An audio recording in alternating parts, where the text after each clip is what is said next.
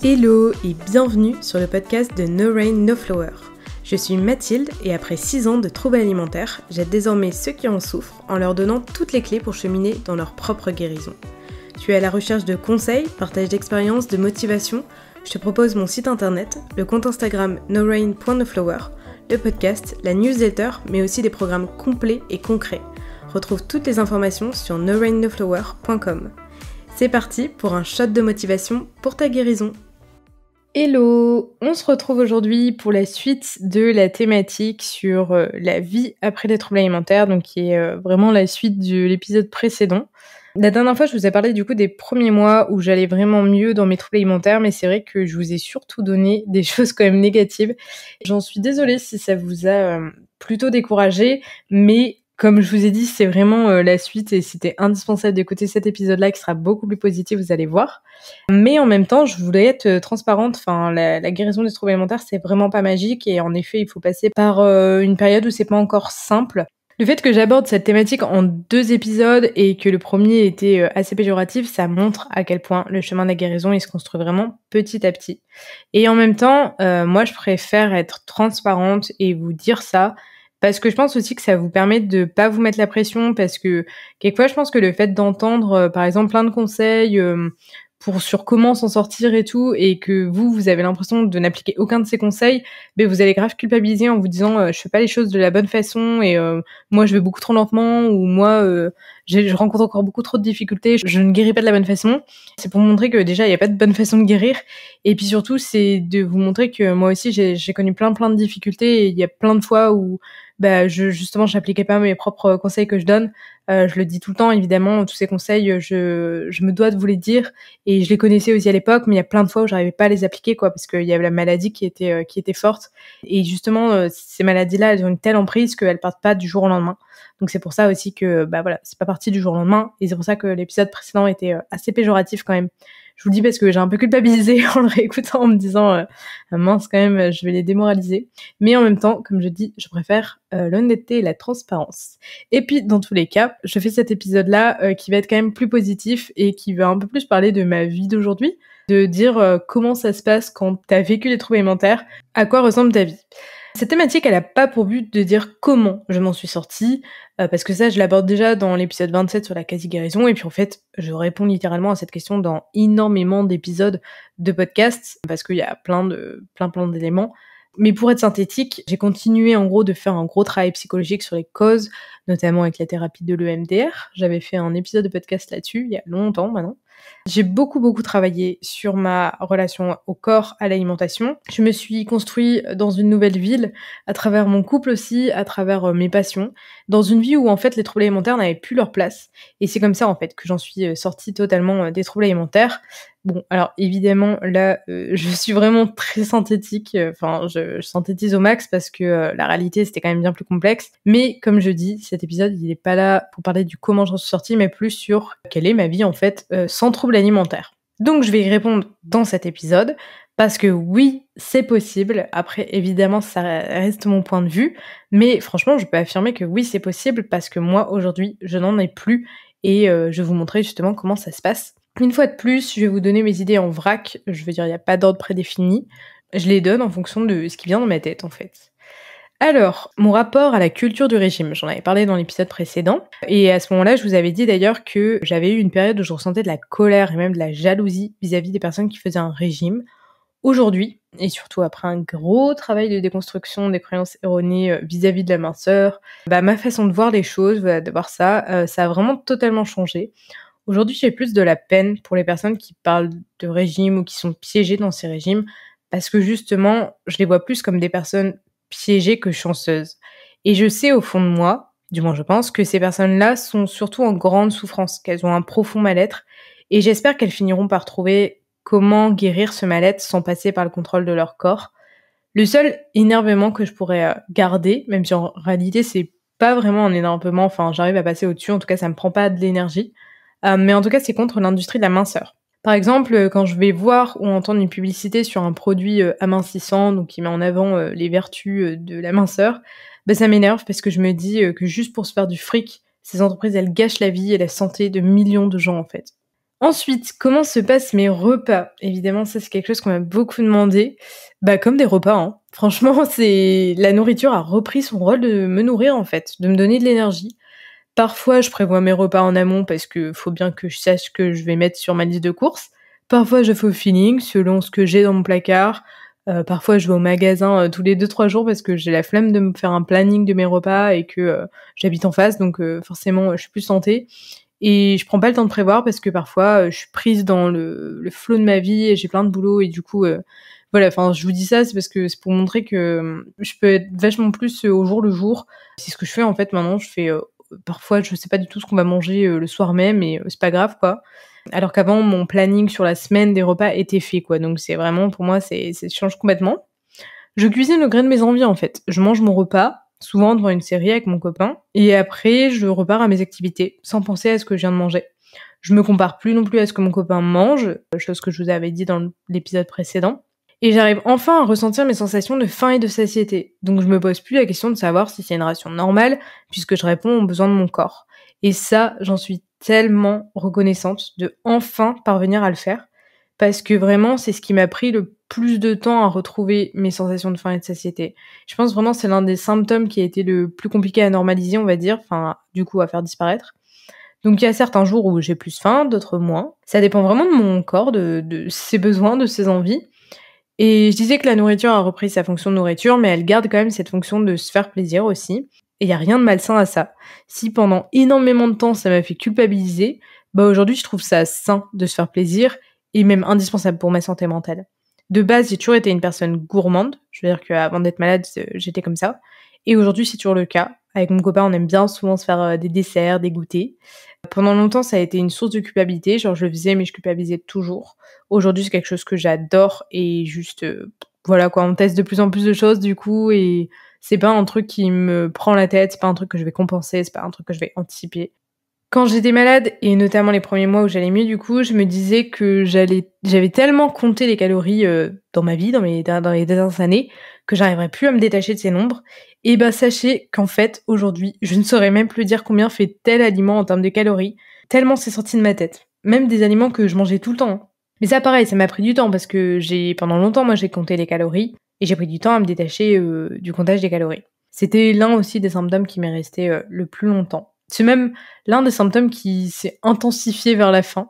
Mais bon, ça, encore une fois, chacun est différent. On m'a demandé, est-ce que je ressens plus jamais de culpabilité? Dire plus jamais, ce serait mentir, franchement.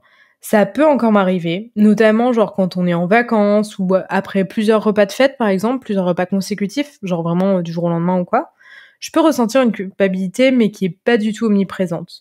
J'ai envie de dire, c'est une petite culpabilité que beaucoup de gens ont, troubles alimentaires ou non, qui peuvent ressentir occasionnellement. Moi aussi maintenant, c'est occasionnellement. Et en tout cas, c'est pas une culpabilité qui va m'occuper l'esprit et encore moins qui va engendrer des comportements de restriction, de compensation. On va dire que maintenant, je peux genre l'identifier et me dire ça, j'en fais rien en fait. D'autant qu'avec mon passif, je sais identifier que c'est une pensée paradite et me dire ok Mathilde, t'as rien fait de mal en fait. Je sais apaiser, je peux pas dire cette petite voix parce que c'est vraiment juste, je sais pas, une culpabilité éclair qui vient dans ma tête, mais je sais passer à autre chose quoi. Et peut-être que là, genre ça vous semble surréaliste ça, et pour moi ça l'a été pendant longtemps. Je sais pas si on m'avait dit que j'arriverais à réagir comme ça, je sais pas si j'aurais cru. Mais je rappelle une fois de plus que vraiment ça s'est fait petit à petit, vraiment, et ça a jamais été linéaire. J'ai eu des fois où ça allait mieux, des fois où c'est revenu, des fois où ça allait mieux, des fois où c'est revenu. Enfin vraiment, ça a pris du temps quoi, c'est pas parti du tout du jour au lendemain. Mais en tout cas c'est possible, et je vous souhaite d'y arriver, et je suis sûre que vous y arriverez un jour.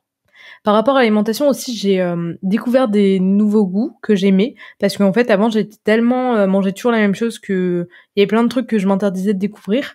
Et à l'inverse, il y a des aliments que je pensais aimer, mais qu'en fait c'était mon trouble alimentaire qui me faisait croire que j'aimais. Genre combien de fois j'ai maintenant, je me dis c'est fou ça, j'en mangeais quand j'étais malade, mais qu'est-ce que c'est fade. Quand j'étais malade, je mettais très peu justement de sauce, de matière grasse, etc. parce que ça me faisait peur. Je pense que c'est dingue, mais on s'interdit toute source de plaisir quand on est malade. Et aujourd'hui, je me dis, mais c'est dingue, comment j'ai pu manger ça et en plus penser que j'aimais ça, quoi. Donc voilà. Mon rapport au corps aussi, évidemment, c'est quelque chose qu'on me demande beaucoup. Même chose. Après un gros travail d'acceptation corporelle, je vois maintenant mon corps différemment. Je vois plus de façon neutre. genre dans son aspect fonctionnel plutôt que son aspect d'apparence, on va dire. Mais je l'accepte, ce qui veut pas dire que je l'aime. Après, je peux pas dire non plus que je l'aime pas. Enfin, j'ai eu une longue période où il me dégoûtait et maintenant je peux pas dire que je l'aime. C'est vraiment encore un gap trop loin pour moi, mais je peux pas dire que je l'aime pas non plus. On va dire que genre c'est mesuré maintenant justement. Il y a encore des fois où je me trouve pas assez bien, où je complexe, mais pour autant je vais pas vouloir le changer. Je suis plus du tout dans cet objectif de perdre du poids. Et d'ailleurs, depuis que j'ai lâché prise cette volonté de perdre du poids, de manger de façon contrôlée, je pense que j'ai perdu du poids, ou du moins mon poids il s'est stabilisé. Alors je dis je pense parce que je ne suis toujours pas remontée sur une balance, mais pour moi ce chiffre il a tellement plus la même importance que je vois pas l'intérêt de remonter dessus. Il y a encore pas longtemps j'ai été voir un médecin. Ça m'arrive souvent du coup qu'on me demande le poids que je fais, notamment quand tu dois faire des scanners, des radios, tout ça. Et je dis je sais pas. Et il y en a, ils sont étonnés, du coup je leur dis j'ai eu des troubles alimentaires et depuis je préfère plus savoir. Et il y en a, ils disent rien et juste ils notent rien en fait. Ils s'en foutent, enfin voilà, franchement ça a pas tant d'importance que ça quoi. On me l'a jamais reproché en tout cas, on m'a jamais dit vous exagérez, j'aimerais bien connaître votre poids. Non, ils s'en foutent vraiment. Et donc pourquoi je dis que je pense que mon poids s'est stabilisé, parce que j'ai déjà eu mes proches qui m'ont dit, enfin qui vivent avec moi, et puis aussi mon reflet dans le miroir. Après mon reflet dans le miroir, je l'accepte mieux, mais aussi parce que je l'ai beaucoup travaillé. Donc c'est pas forcément concrètement, c'est surtout dans ma tête que ça a changé quoi. Après pour autant je suis pas en mode je m'en fous de mon apparence.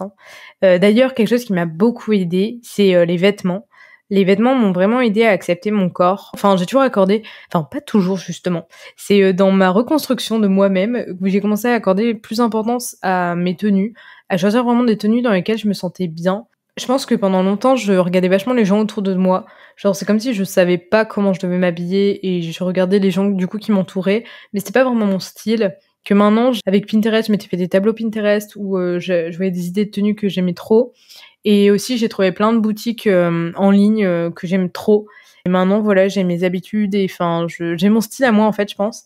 Et puis, j'ai beaucoup travaillé ma féminité via mon apparence. Par exemple, j'aime beaucoup les bijoux, donc je mets pas mal de bijoux. Et tout ça, en fait, ça m'a beaucoup aidé à mieux me sentir dans mon corps et donc à mieux accepter mon corps.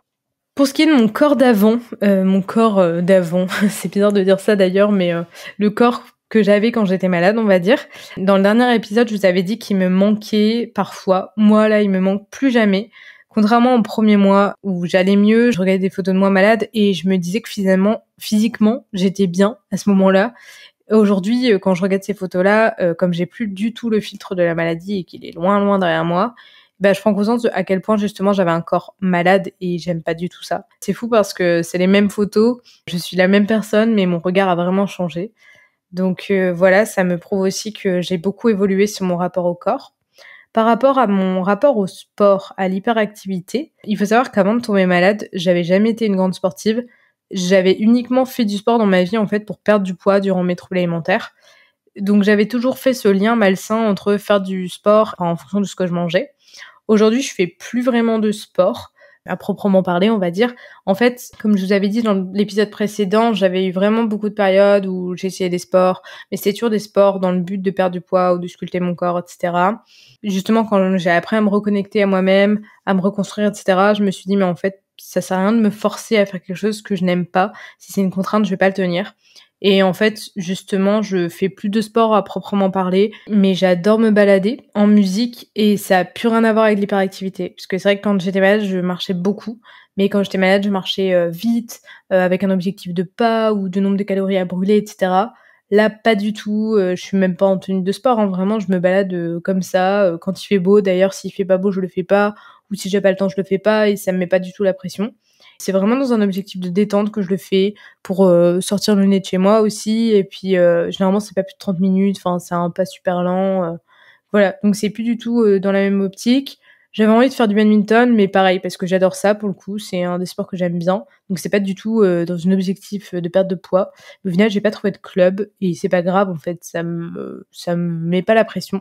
Donc de temps en temps, je vais faire du sport, mais genre ça va être avec des amis, ça va être vraiment de temps à autre. Je le vois vraiment plus comme une sortie, quelque chose pour me détendre, plus du tout comme pour perdre du poids. Mon rapport au restaurant, dans l'épisode précédent, je vous avais dit que c'était encore compliqué. Bah, aujourd'hui, je vois plus du tout le restaurant comme avant. Avant, vraiment, je subissais ces sorties, j'angoissais en diète, je redoutais même qu'on m'invite. Quand on m'invitait, genre, je faisais genre, j'étais contente, mais en fait, c'était genre une véritable angoisse. Je devrais organiser toute ma vie autour de ça. Maintenant, je peux même moi-même être à l'initiative de ces restaurants. Et ça m'est déjà arrivé aussi d'avoir 2 restos sur 2 jours consécutifs, chose qui était impensable pour moi avant. Maintenant, je me restreins plus du tout en amont. En fait, je pense même pas au côté alimentaire. Genre, je prends le plat qui me fait plaisir sur place. Je prends pas en fonction de son apport calorique, en fonction de ce que j'ai mangé avant ou ce que je vais manger après. Je prends pas non plus en fonction des autres. Et genre, en fait, je suis surtout là pour découvrir un nouveau lieu, pour partager un bon moment avec mes proches, pour profiter du fait que je n'ai pas de repas à préparer. Ça, c'est très cool. Alors qu'avant, c'était impensable pour moi de manger un plat que je contrôlais pas, quoi. Donc voilà, ça a vraiment bien évolué aussi. Et puis mon rapport à mes proches, aujourd'hui, quand je suis avec mes proches, je suis vraiment avec eux. Alors qu'avant, j'étais toujours préoccupée dans mes pensées, en fait, par rapport au repas qu'on allait manger, par rapport à ce qu'ils pouvaient penser de moi, par rapport au fait que j'étais malade et que j'étais un poids pour eux. Enfin bref, j'étais pas du tout dedans, alors que maintenant, je vis vraiment l'instant présent avec eux, je vis pleinement. Et je dois dire qu'au début, ça m'a fait encore quand même longtemps bizarre parce que j'ai eu un moment où je voyais que mes proches, en effet, ils se souciaient plus de ma santé. Mais avec le temps, j'ai compris que bah, je préférais ne plus être une source de stress pour eux, en fait. Une autre chose d'ailleurs qui m'a fait bizarre, c'est de voir que mes proches, qui m'ont accompagnée de près dans mon combat, donc ma sœur, ma mère, ils ont oublié des choses sur mes troubles alimentaires. Genre, ils ont oublié des moments clés de mes troubles alimentaires. Ça m'a fait bizarre parce que c'était quand même les années les pires de ma vie, les plus sombres, et on a eu des moments très très difficiles où moi je m'en rappelle presque comme un traumatisme, on va dire. Et eux, ils ont oublié. Mais après, j'ai une famille où ils ont cette capacité-là. Mais en fait, j'en ai déjà parlé avec mon psy et je pense que c'est plutôt pour se protéger. Genre, je pense même pas que ce soit conscient. Enfin voilà, si ça les protège, bah tant mieux. Mais c'est vrai qu'au début, moi, ça m'avait fait bizarre. Mais en même temps, c'est ma vie, donc c'est normal que moi, je m'en rappelle plus que eux, quoi. Ça n'a pas le même impact. Après, justement, vis-à-vis de tous ces souvenirs négatifs de la maladie que j'avais, tous les reproches que je me faisais par rapport au mal que j'avais causé à mes parents, à ma sœur, enfin à mes proches plus globalement, bah, j'ai appris à prendre beaucoup de recul. J'ai compris déjà que j'étais pas la maladie. C'est pas une façon de me trouver des excuses, hein, mais vraiment le fait de se dissocier de la maladie, de justement savoir que moi, ma personne, elle n'était pas à l'initiative de ces actions de la maladie, bah ça a fait vraiment partie de la guérison. Donc c'est comme ça que j'ai commencé vraiment à me pardonner, même si c'est pas toujours évident. Quelquefois, quand vraiment je vais repenser à ce souvenir-là avec précision, ou qu'on va en reparler avec ma famille, ou que, par exemple, ma sœur va m'expliquer qu'elle avait ressenti telle chose à tel moment, je m'en veux à mort, en fait. Je m'en veux grave, mais même eux, ils m'en veulent pas du tout, hein. Ils me disent: «Bah, on sait que t'étais malade», mais c'est vrai que moi, j'ai encore parfois un peu du mal à prendre du recul et je pense que ça restera toujours un peu, quoi, parce que même si c'était sous couvert de la maladie, bah, ça restait moi, quoi. Mais c'est vrai qu'aujourd'hui, ces souvenirs, ils n'ont plus le même impact émotionnel. Et le temps a aidé aussi, hein. Le temps guérit quand même des blessures comme ça. Ensuite, le manque de la maladie. Donc, dans l'épisode précédent, j'avais pu parler de ce sentiment de manque que j'avais éprouvé les premiers mois. Aujourd'hui, c'est quelque chose de totalement absent, parce que bah, j'ai réussi à me reconstruire indépendamment de la maladie, et j'aime ma vie telle qu'elle est en fait. Et aujourd'hui, en fait, la maladie, elle a plus sa place dans ma vie, donc j'ai plus de raison de ressentir de manque pour elle. Ça aussi, le temps a une fois de plus aidé dans cette problématique. Ensuite, mon couple. Donc, j'avais dit que quand je me suis mise avec Arthur, bah, j'étais encore quand même bien dans des mécanismes de troubles alimentaires. Et je trouve que vraiment mon trouble alimentaire m'a volé les instants magiques des débuts de couple. Et bah du coup, franchement, c'est au bout de 3 ans de couple que j'ai connu nos vrais débuts. Enfin, j'en ai déjà parlé avec lui. Et c'est vrai qu'il le ressent aussi, mais moi je le ressens d'autant plus. Je pense que la maladie m'avait coupé de mes sentiments aussi, c'est un truc de dingue. Mais il y a plein de moments où on vivait des moments, du coup, à deux, mais moi, j'étais pas là. Enfin, j'étais présente physiquement, mais mentalement, j'étais tellement ailleurs. Mais lui s'en rendait pas forcément compte. Que là, moi, aujourd'hui, je m'en rends compte. Et surtout, du coup, quand j'ai commencé à plus avoir du tout de troubles alimentaires, donc c'était nos 3 ans de couple, bah là, j'ai vraiment eu la sensation de découvrir un autre aspect du couple et à avoir plein de moments magiques en fait. J'ai découvert le fait de partager des moments avec lui sans toutes les pensées parasites de la maladie. Et je trouve que déjà la vie de couple c'est quand même pas toujours simple, mais avec les troubles alimentaires c'est d'autant plus compliqué. Et là sans avoir des troubles alimentaires, mais on revit quoi. Donc c'est comme si vraiment il y avait un parasite avant dans notre couple qui a plus aujourd'hui. Donc c'est vraiment 100 fois mieux. Ensuite, nouvelle passion, nouvelle occupation, nouvelle énergie, ça c'est des choses que j'avais déjà dit dans l'épisode précédent, mais aujourd'hui, 100% de mon énergie sont dédiés à des projets qui me donnent envie et qui n'ont rien à voir avec les troubles alimentaires. Aujourd'hui, ma vie, elle est vraiment à 100% remplie par des dizaines de projets que j'ai envie de réaliser dans ma vie. Et si j'avais encore des troubles alimentaires, mais j'aurais pas autant d'envie, parce que finalement, le trouble alimentaire éteignait cette flamme de la vie en moi. Mais en plus de ça, j'aurais pas autant d'énergie pour les réaliser. Quand je vois aujourd'hui à quel point ma vie est remplie alors que j'ai plus de troubles alimentaires, je me dis que vraiment, quand j'avais des troubles alimentaires, j'ai dû passer à côté d'un tas d'opportunités et plein de projets, quoi. D'ailleurs, aujourd'hui, maintenant, j'accepte beaucoup plus facilement des projets. Alors qu'avant, quand on me proposait un truc, par exemple, au dernier moment, ça générait tellement d'angoisse en moi que je refusais. Aujourd'hui, là, en ce moment, ce mois d'octobre est un gros mois pour moi dans cette année 2023, parce que je suis en plein déménagement. Dans quelques jours, on déménage. On a acheté un appartement et donc dans quelques jours aussi, je vais commencer à faire les travaux de peinture, etc. À l'époque, si j'avais été malade, j'aurais clairement pas eu l'énergie mentale pour gérer ça, ou du moins, ce serait fait dans le stress permanent. Ensuite, dans 3 semaines, on part en Thaïlande. Donc, pour le moment, j'ai pas trop préparé ce voyage, alors qu'avant, tout aurait été millimétré vraiment à la seconde près, presque.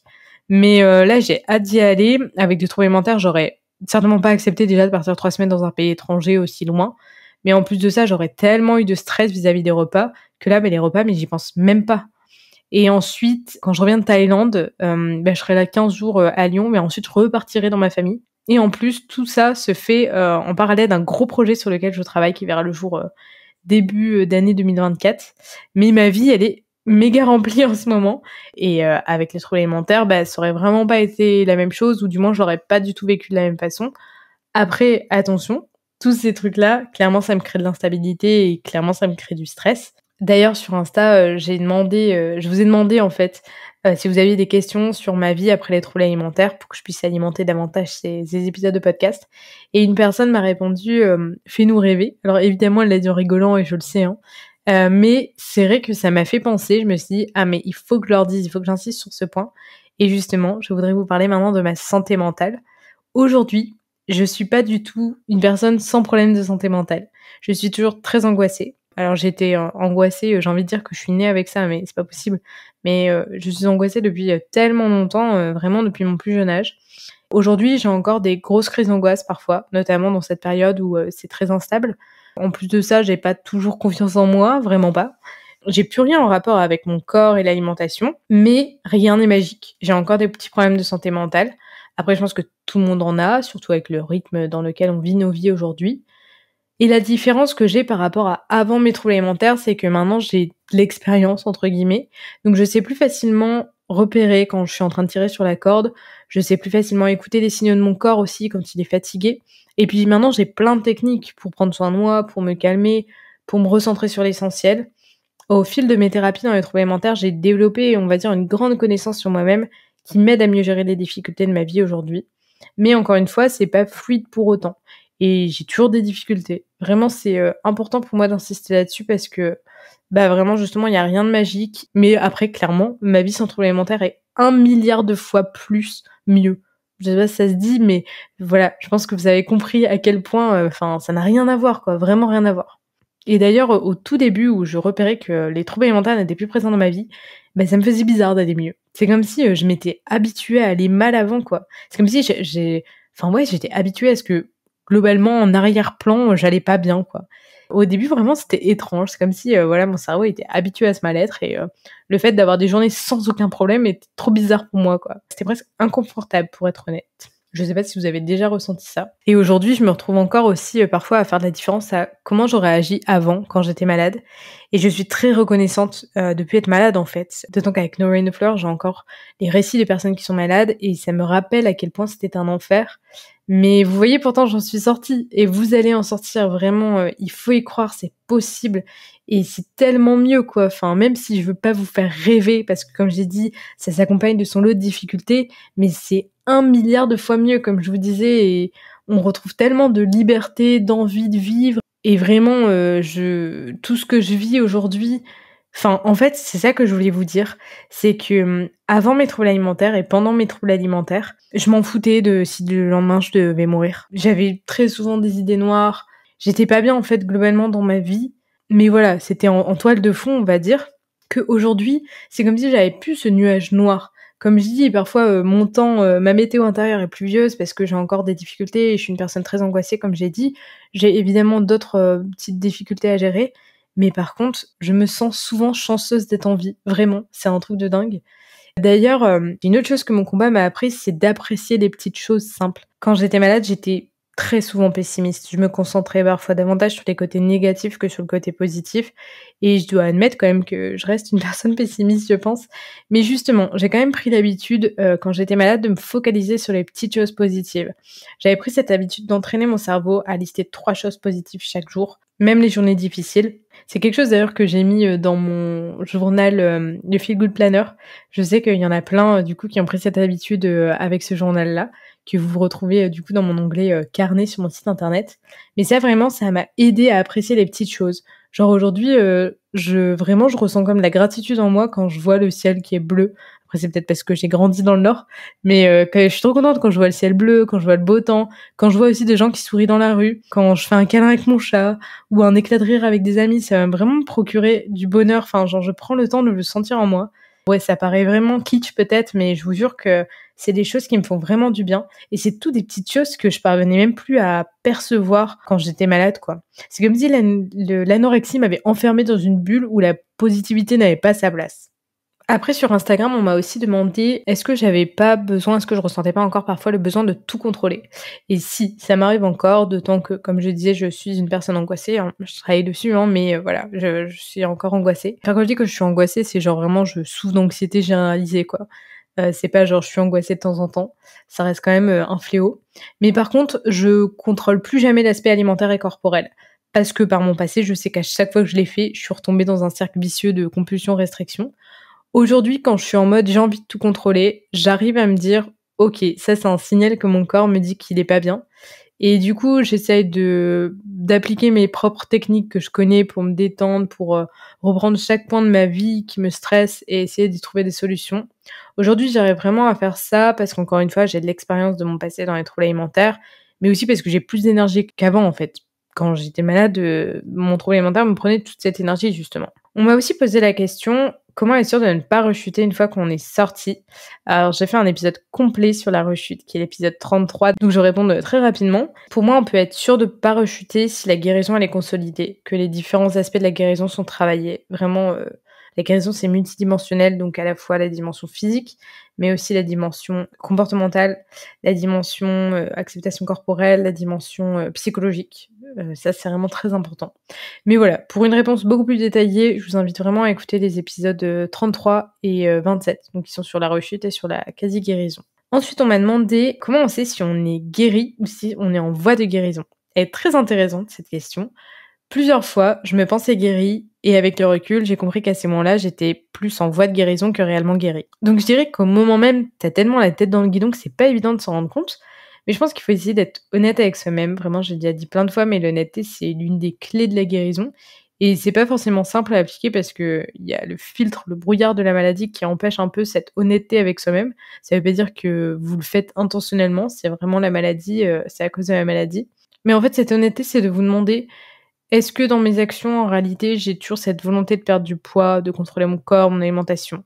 Et si oui, eh ben, c'est qu'il y a encore des traces de trouble alimentaire, des mécanismes du trouble alimentaire. Et cette phase de être en voie de guérison, elle est vraiment longue, donc c'est normal si vous avez encore la sensation d'être là-dedans, même c'est normal si vous y êtes depuis longtemps. Vous n'êtes pas bloqué pour autant, parce que c'est vraiment un processus lent.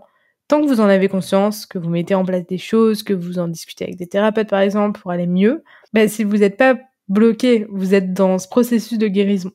Et vous mettez vraiment pas de pression, encore une fois, parce que c'est un processus qui est lent, et les petits pas, ils sont parfois tellement minimes que vous avez la sensation de pas avancer, mais en réalité, je vous jure, vous avancez, quoi. Moi, au moment même, je me suis jamais rendu compte que j'avançais, hein. J'avais d'ailleurs plus souvent l'impression que je reculais que j'avançais.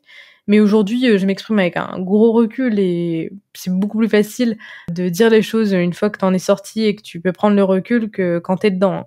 Parce que quand t'es dans la maladie, bah, t'as le parasite du trouble alimentaire qui brouille ton esprit. Donc voilà, ça c'est important de le garder en tête. Et j'ai oublié de dire aussi, personnellement, moi j'ai aucune séquelle physique. Ça, je sais que c'est quelque chose que les gens veulent savoir. Même au niveau de mes menstruations, de mes règles, tout ça, tout est redevenu à la normale. J'ai pas de conséquences du coup de ces 6 dernières années de troubles alimentaires. Mais même chose, encore une fois, je sais que chaque personne est différente, mais voilà, me concernant, j'ai la chance de n'avoir aucune conséquence, que ce soit physique ou mentale. Voilà, je pense avoir tout dit. C'est peut-être un peu trop en vrac. J'espère que ça vous a quand même servi, que ça vous a donné un peu un aperçu de ce qu'est la vie sans troubles alimentaires. Évidemment, chaque personne, elle est différente. Chaque parcours de guérison sera différent. On m'a demandé aussi la temporalité. Je peux pas donner du tout de temporalité parce que chaque personne vit les choses, encore une fois, à sa façon. Et enfin voilà, c'est hyper compliqué de donner une temporalité. Il n'y a pas un truc genre t'es X années malade, tu vas prendre X années pour t'en sortir. Il n'y a pas du tout, c'est pas une règle de maths quoi. Un truc aussi important que je voulais dire, c'est que, bah voilà, encore une fois, avant d'en arriver là, tout s'est fait petit à petit, mais aussi j'ai tout au long de ces années-là, j'ai gardé un suivi psy. C'est vraiment important pour moi de parler de ça, parce que souvent, il y a plein de gens qui vont se dire, bah moi je vais mieux, ça y est, j'arrête ça. Mais en fait, la maladie, elle se cache tellement dans des côtés vicieux que c'est important d'être accompagné par des professionnels qui ont aussi ce regard extérieur. D'ailleurs, moi, je vois toujours un psy aujourd'hui. C'est pas, j'en ai déjà parlé dans mon épisode sur la rechute, mais c'est pas quelque chose dont il faut avoir honte. Et moi, je trouve que tout le monde devrait aller voir un psy. Donc, faut pas aller mal pour aller voir un psy.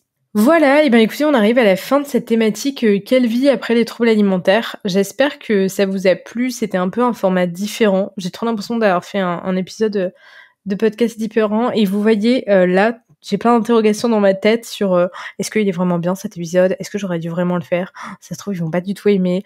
Ça se trouve vraiment, ça va être plus préjudiciable que ça va les aider. Enfin voilà, ça c'est juste pour vous montrer que je suis toujours une personne angoissée et qui a pas vraiment confiance en elle.